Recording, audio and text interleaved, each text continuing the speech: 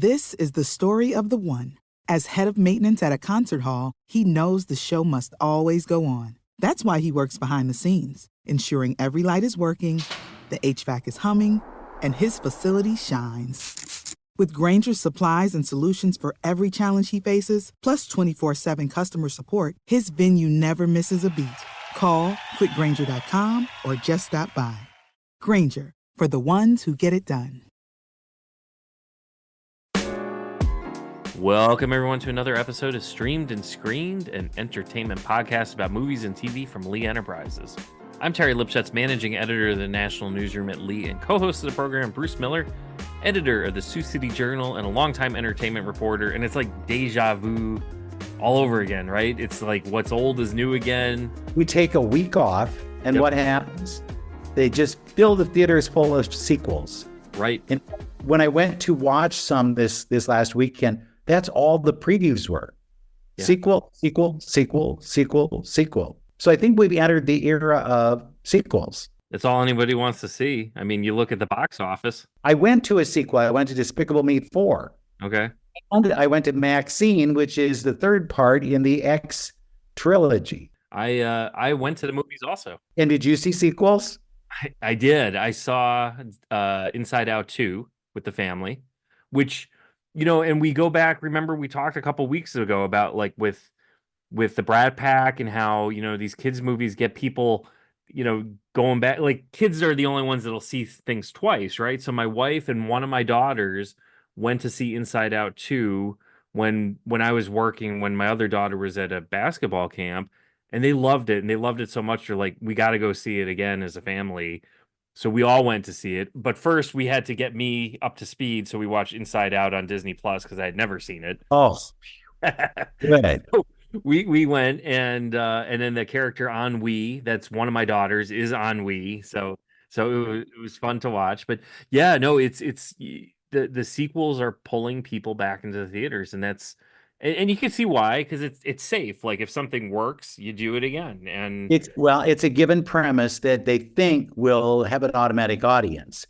Now, I don't know if they figure it's like half of the audience that went to the first one will come to the second, or if it's like 80%, whatever the numbers must say. But it's kind of a sure bet for them.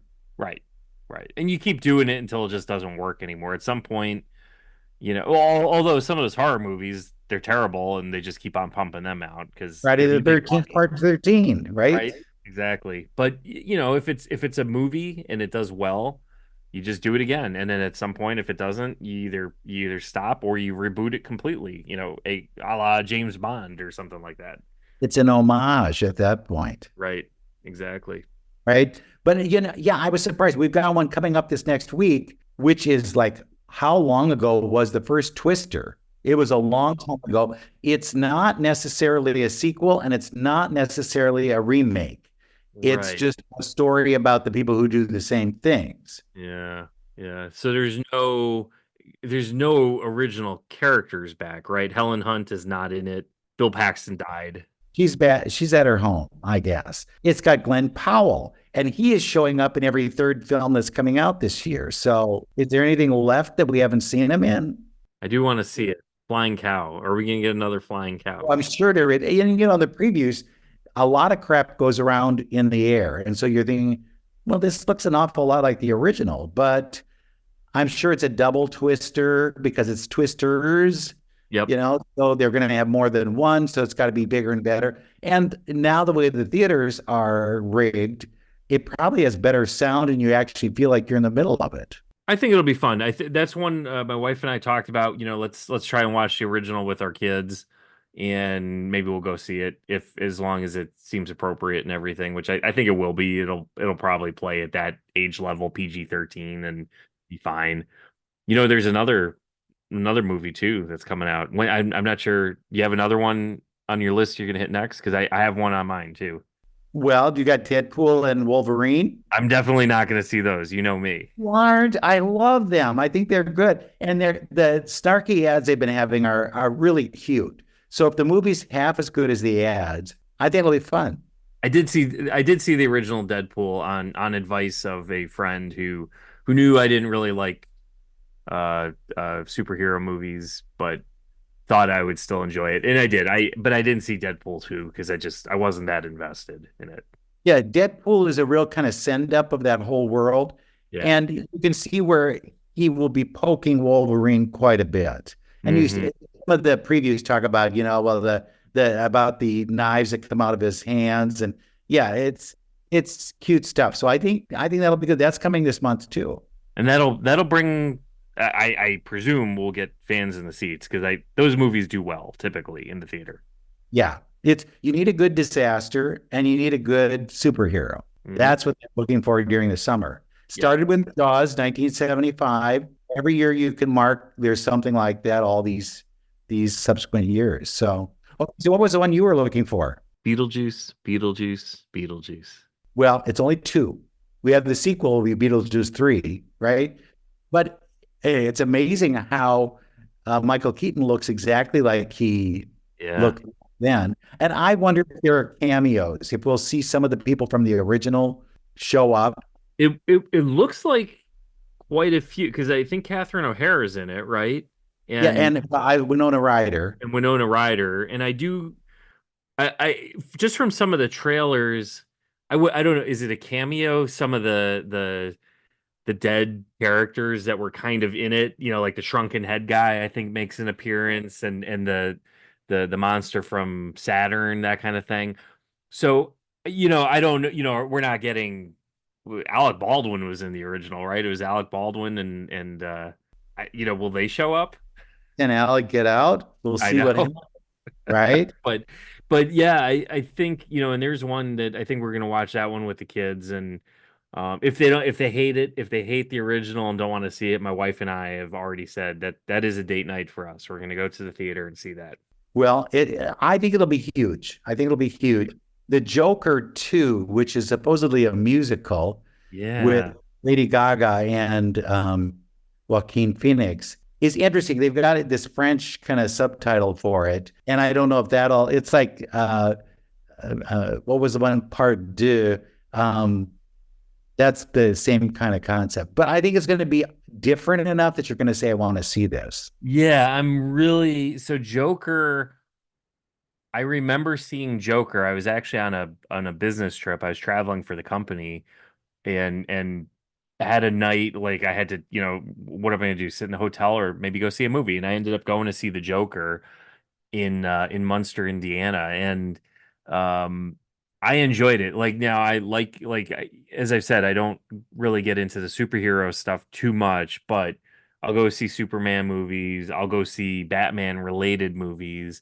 So I was intrigued by the Joker as well as Joaquin Phoenix, just because I think he's an amazing actor. And that was a good one. I'm a little on the fence with this one being a musical, but it is also like, is it going to be a musical, or is this just the thoughts within his head? Yeah, it could be a concept, right? Yeah. I'm intrigued enough where I think I'm going to go see that one. Now, another one that comes before that is The Crow. Mm-hmm. Were you ever a Crow fan? Nope, never saw the original. Okay, here's the interesting thing, is the original Crow starred Brandon Lee. And I did an interview with him for that film. And it wasn't long after that Brandon Lee died.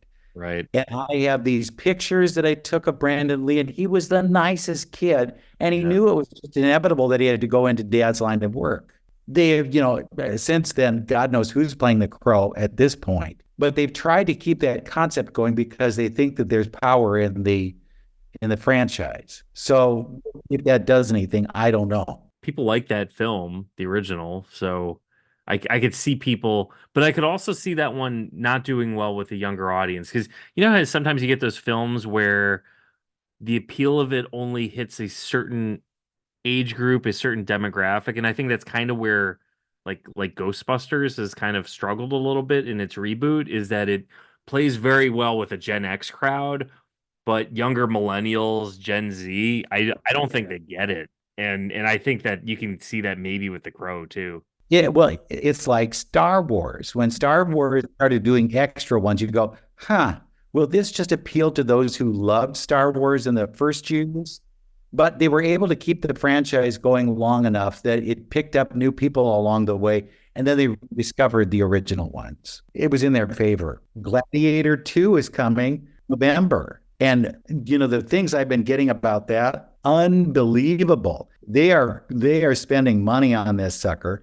And it has a bunch of those kind of current day hot stars in it. Paul Mescal, Pedro, I think your guy is in it. Pedro Pascal, yeah. Paul Mescal and Pedro Pascal. Yeah, and so I think there's a market for that. That'll be big. Anyone from the original coming in, or is it just another standalone? Yeah, I think if there is, it's a secret to me. I don't know. And where are we finding the Oscar people? That's what I'm curious about. Because would you say any of these are Oscar potential? Special effects was probably our closest one to be nominated. Yeah. I think that has a shot. I don't know that these others do. No. I mean, Inside Out 2 it'll get an Oscar nomination because they nominate 10 films and pretty much anything from Disney, Pixar slicks into it. And it'll win an Oscar for best animated film. Yeah. But it's like, it's not big enough to be a best picture, but it'll win animated film. Right. At least from what we've seen. Some of Despicable 4, no, that's not winning. The Joker, I could see the Joker if it's weird enough and it plays arty enough. Because didn't the first Joker get a nomination? He won for Best Actor. Best Actor, exactly. And I think the picture was nominated as well. But could you be nominated for a sequel? Like, if you've already played it, do they just say, well, you're not involved? So, I mean, The Godfather got nominated. I mean, I know obviously the actors didn't win year after year, but I think the concept is odd enough with the Joker where that one I would at least put on the radar. I wouldn't be shocked if it's terrible, but I also wouldn't be shocked if everybody's just blown away by it too. We'll see. I think where we're going to see the action are from the film festivals. The Cannes Film Festival provided a lot of interesting things. There's a first, I think, transsexual actress who could be a player in the whole Oscar sweepstakes. And that would, they've already been talking about having non-gender categories. So best lead and best supporting. But I think that cuts out, wait a minute here now. Somebody's going to get cut out in this process. And then if you give 2 prizes in the leading category, it could be 2 men who win or 2 women. So I don't know that it's necessarily a good move, but I don't know how you would fix it if you went non-gender. Yeah, that's interesting. Yeah, it is a discussion right now. And then there are World War I and World War II films that are coming. There's a thing that maybe Glenn Close could get nominated for, and that poor thing, she needs a free one. It's time. It is. One of the auction sites I follow, they're selling Oscars, and they've got an opening bid for a bunch of them at $60,000, and they all look beat up and battered. And I'm thinking, maybe she should consider just buying one. It's always like, and is it a big one? It's not. Or is it somebody who was like a second unit director who got something? There was one for Celeste Holm, who was an acting one, but it's so beat up. It's like, really? And F. Murray Abraham hauls his around wherever he goes. So if you want to hold his Oscar, just ask him, and he'll produce it out of a bag or whatever. He's doing The Queen of Versailles. It's a musical version of the film. He's playing the husband of Kristen Chenoweth.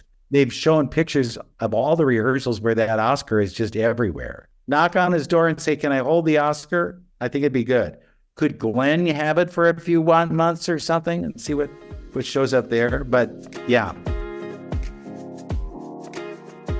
We haven't seen that movie this year yet where you're saying there's an Oscar, or even just you look at like the box office totals, right? Inside Out 2 is the first movie this year to go over $1 billion worldwide. It's up to 1.2 billion, 534 million domestic. Dune Part 2 is the closest worldwide, and that one's only at 711 million. Now, you back that up to last year, and you think about it, Barbie 1.4 billion worldwide, Mario Brothers 1.3 billion worldwide. Oppenheimer just under a billion, but that movie was like 9 hours long, And so that was one that you would say nobody's going to go see nobody's that. gonna go see it. So to me, like it's like when the recording industry counts like number of albums sold. Did you know that a double album actually counts like twice? So if you sell Really? yeah, so if you sell like a million albums, that's a single LP, it's a million. But if you sell five, like the album is 500,000 copies, but it's a double album, that actually counts as a million. So to me, like Oppenheimer, yeah, it's 975, but to me that's like a billion and a half because it's so long. But you think about all those movies, that was at this point of the year basically. And here we are. I mean, it's been abysmal in the movie It theater. looks slow. Doesn't it look slow to you? And that when I go to the theater, I notice how few people are in it. Yeah, it can be quiet. Now, that said, it doesn't mean we won't see good movies get nominated or still come out. I mean, you look, we're only what 2 years removed from Everything Everywhere All at Once crushing the competition at award season. But where was that movie in the theater? Did anybody go see that one? I did. You did, I have to go to those things. but you do. Yeah, but you look at people wait for the attention it gets, and I think it goes back to something I've said before. If they put it on streaming too quickly, you're not going to get that bump that they should. And I really think it's a matter of hold it. We're okay with getting into it later. Nosferatu is another one that people are raving about at this point. Is it going to be a real big blockbuster? We'll see. Yeah. Another one, and this kind of gets to the whole streaming concept as well as being a sequel. And it was one that I was kind of like looking forward to for nostalgia purposes, but I can't even go to a theater to watch it. It's straight to Netflix, and that's the latest Beverly Hills Cop movie, Axel F. Axel F. Yeah. Which I hear is not good, although people I've talked to who've seen it said, yeah, not good, but it's kind of a nostalgia trip. But so it kind of, from that standpoint, I think if you're into it, but there you go. They got the whole gang, like everybody who should be on a police officer's pension by now. They're still on the force, and they got everybody back together. It's the all the original stars are there. But if you saw it originally in the theater, that means you're of a certain age.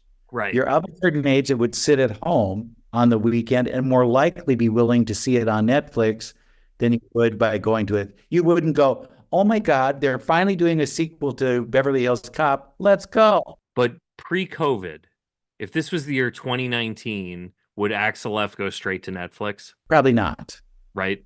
It would I think it'd go to movies. Yeah. It might have tanked after 3 weeks, but it would have gone. You can always get that first weekend just by doing a lot of hype on talk shows, on whatever you might have. And then that'll get you a good, strong first weekend, could be number one. And then the next week it drops off markedly. Yeah. I mean, the whole movie going experience has changed completely. I'm looking for some of the little extras that'll be in these. Like, I really think Twisters will have that.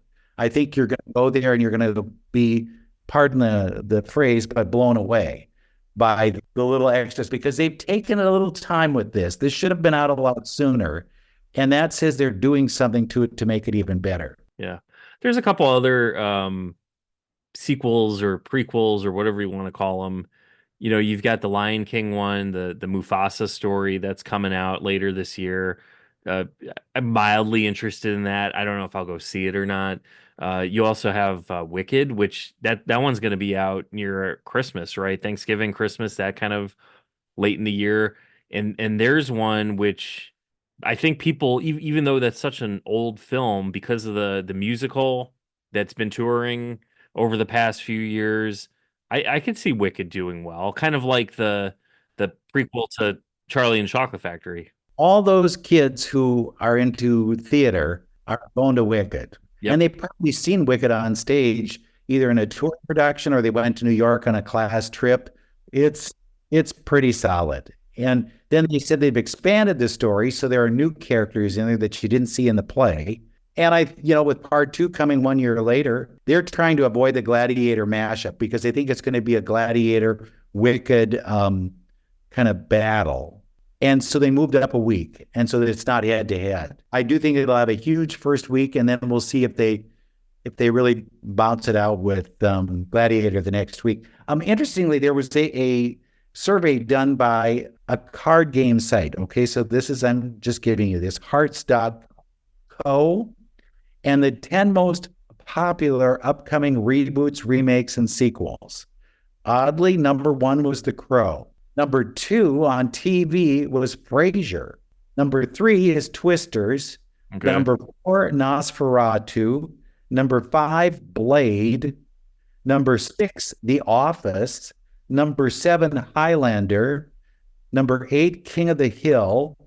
Number 9, Speak No Evil. And number 10, Always in the Hunt, Transformers. You know what that audience is, like almost entirely? Gen X. Right. I mean, none of those, or any of those like reboots or remakes of anything recent. It's all people who are in that 35 to 55-year-old range, basically. And it meant something to them. Yeah. Like if you bring Golden Girls back, well, then you hit an older crowd. It goes to a whole list of like things that you thought, Ally McBeal, who was waiting for that sequel to come?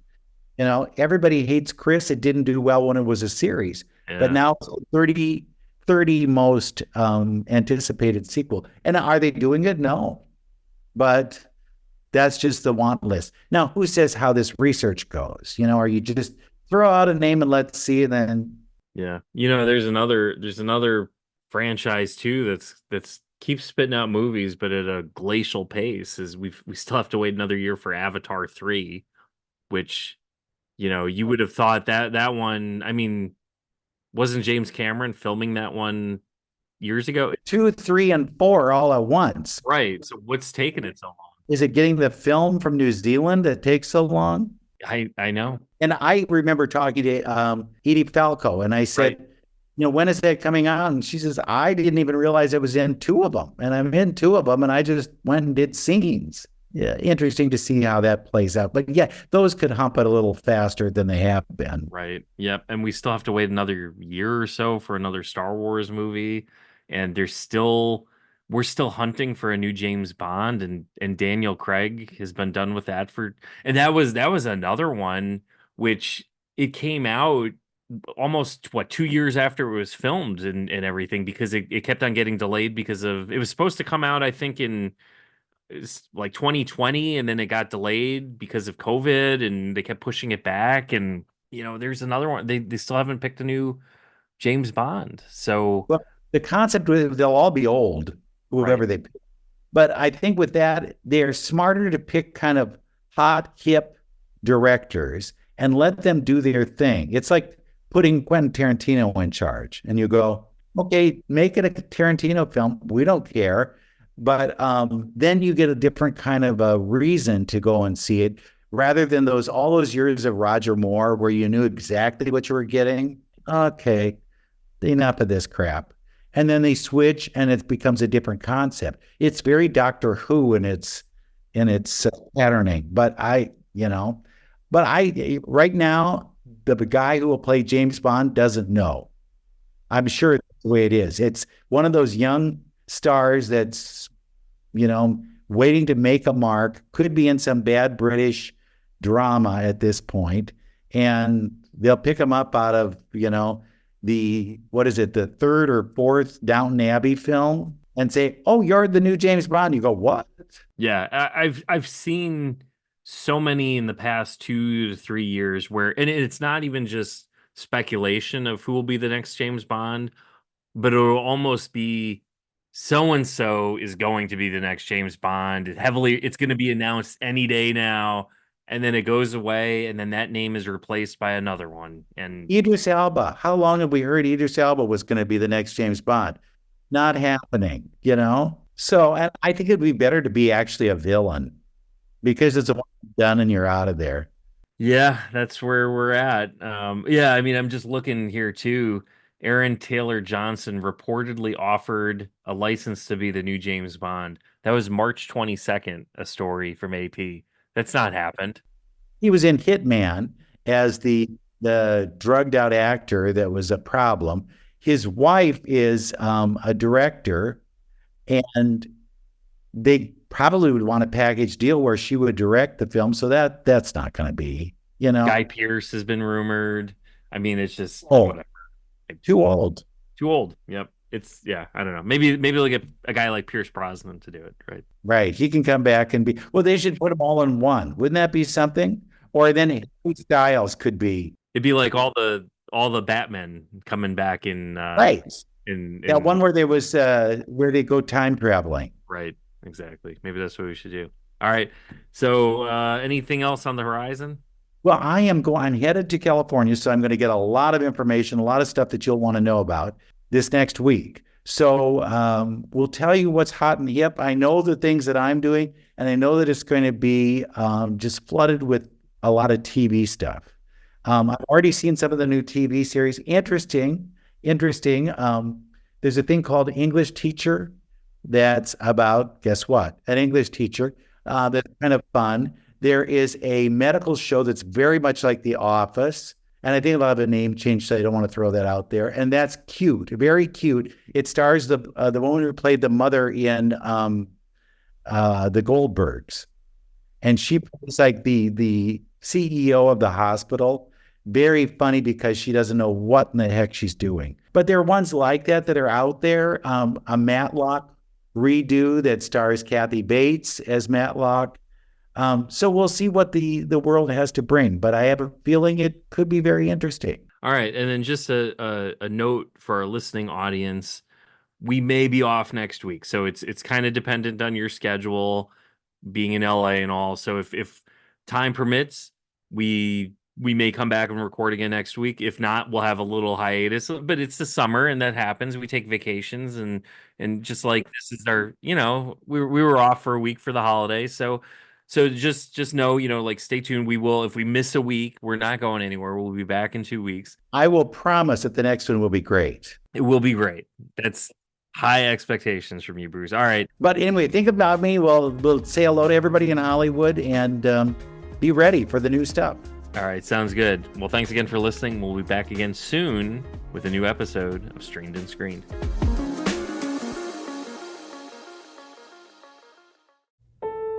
There was a time when summer surprised us, when galleries opened minds, adventures opened hearts, and we all remained open to whatever the day might offer. It was a time to enjoy.